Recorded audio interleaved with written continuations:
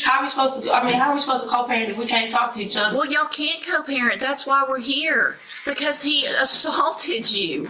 Did you admit to your probation officer did you admit to your probation officer that you drank something or took something that would make your urine clean? Not that I know.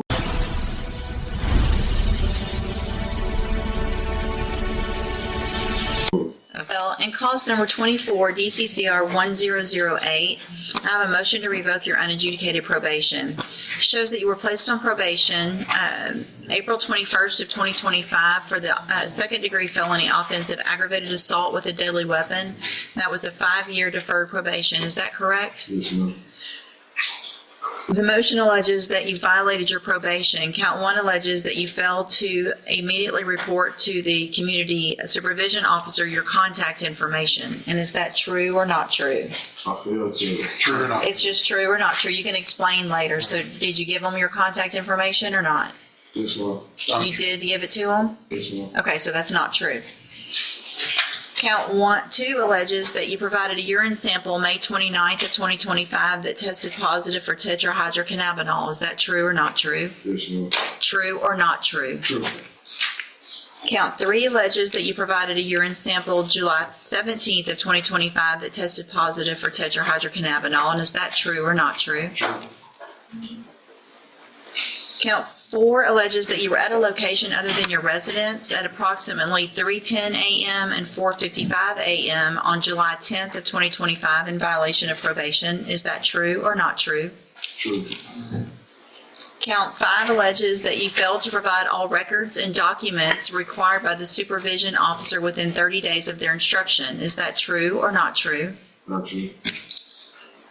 Count 6 alleges that you failed to provide verification of entering and successfully completing the BIP program, the Battering Intervention and Prevention Program. Is that true or not true?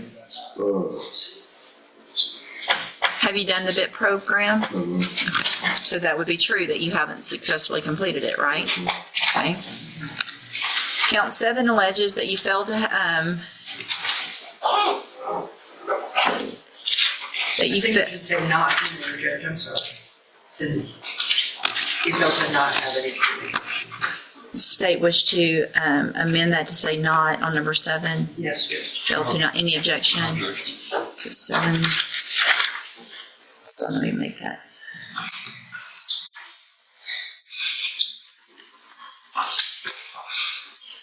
I'm printing it because it'll be easier for me. All right, so 7 says that you failed to not have all communication with the victim regarding your child through an approved third party by repeatedly appearing at the victim's house to, quote, see your children. Is that true or not true? 2025, and is that true or not true? True. You ever showed alteration? And the court could explain it. I don't think. I mean, did you show up to probation and do either a fake urine sample or have some type of, what was it, He admitted to drinking something that made his urine negative. Gotcha. So did you do that? No. You didn't?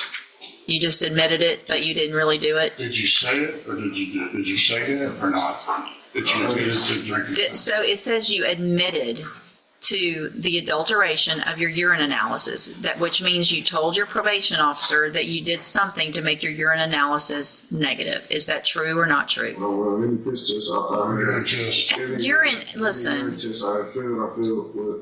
Listen to my question. I don't care about any of that. Yes, ma'am.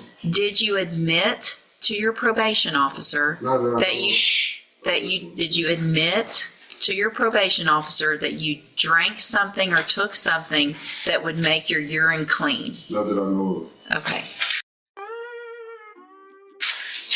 Let's say not true.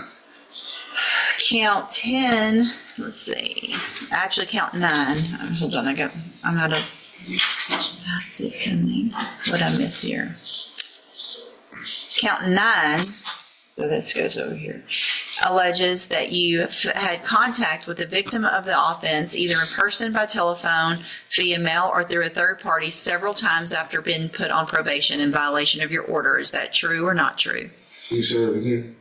Have you had contact with the victim of the offense? True.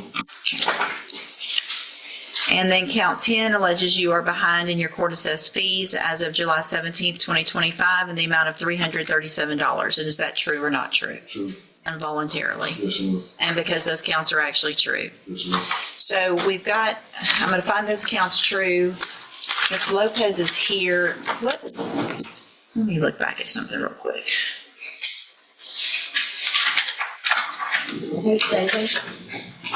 David? August 18th was his last drug test, and he tested positive for THC. He has since been drug tested again in September, and it was negative. I gave you the wrong date there. And I think the concern, if Ms. Lopez can kind of go into a little bit more detail about our conversation, is that he may be using synthetic, which doesn't show on the tests at probation. And there's obviously an issue with the no contact, which is why I have the complainant here. I don't think either one of them are adhering to this. So last known contact that you know of that's not in here, has there been any? I was called by the complainant on Thursday of last week, and she admitted that they had been seeing each other that day. And she was angry, but it's very inconsistent whether she wants to be around him or not. Some days I get called. Well, but I told you, You come back in front of you. Just be quiet, listen. I told you can't have contact. Yes, ma'am. And you're the one that can go to jail. Yes, ma'am. Okay, based on all of these allegations, I realized that I reinstated a bond and we had a hearing, it looks like, where I ordered some spindle top, but it sounds like this is not going in a safe direction at this point for anyone. At this point, I'm going to find that it is in the best interest of our community, best interest of the victim, and based on all of the factors, in 15.17 and the fact that you're on probation for an aggravated assault with a deadly weapon, I am going to make this, at this point, a no bond. You will go back with the bailiff. I'll reset your case for cases that are still pending. If you have any witnesses, then... Since she's here, do you want to elicit testimony from the victim or not? She is Judge, here. but my preference would be, may she come up to be addressed by the court? Yeah. Ms. Bell? 1 minute, 37 seconds later. The nature of this plea originally, Judge, was obviously a little bit low. It was based on some cooperation, non-cooperation, cooperation, non-cooperation, which I believe is still the case. I don't know what Look this way. I don't You know look the this way. relationship between the two of them. Obviously, I'm concerned for that. It's my understanding through this no contact order by voluntarily engaging. I think they got children together as well, is that right? Well, that's They're why, pregnant now, is that right?